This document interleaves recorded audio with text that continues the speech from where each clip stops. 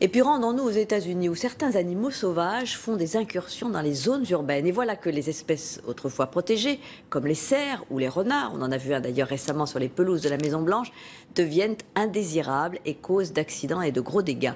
Voyez le reportage dans la jungle de Washington de Michel Floquet et Mathieu Derrien. Ils sont partout et même en pleine ville, comme ici, sur la 16e rue, en plein centre de Washington. Bernard Fulton n'en revient toujours pas. On rentrait à la maison et j'ai dit à mes enfants, attendez, je vais filmer ça, et j'ai pris mon smartphone. Mes filles continuaient d'avancer et j'étais un peu inquiet. Je les ai appelés et là, le cerf nous a vus et il s'est sauvé.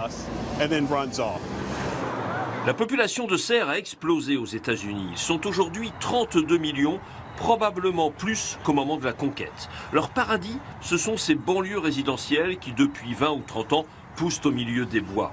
Dans les jardineries, entre les tuyaux d'arrosage et les plantes en pot, un nouveau rayon a fleuri.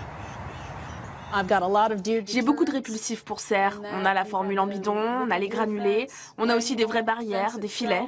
Mais la situation est devenue intenable. Bill Hamilton est biologiste dans le comté de Montgomery, une banlieue de Washington, où chaque jour on dénombre en moyenne 5 collisions entre des cerfs et des automobiles. On trouve ici, dans le comté de Montgomery, des densités de 1 cerf à l'hectare. Le niveau de tolérance des habitants, c'est pas plus d'1 cerf pour 5 hectares. Et si on veut préserver l'environnement naturel, il faut tomber à 1 cerf pour 8 à 10 hectares.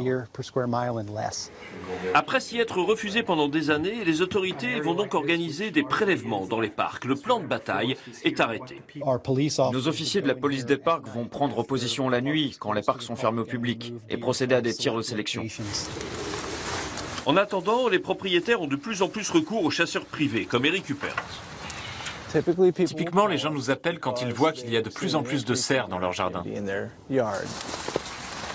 Dans ces zones très fortement urbanisées, la chasse se pratique à l'arc et à l'affût. Perché dans un arbre, le tireur décoche ses flèches. Silencieux, invisible, il quitte les jardins sans laisser de traces.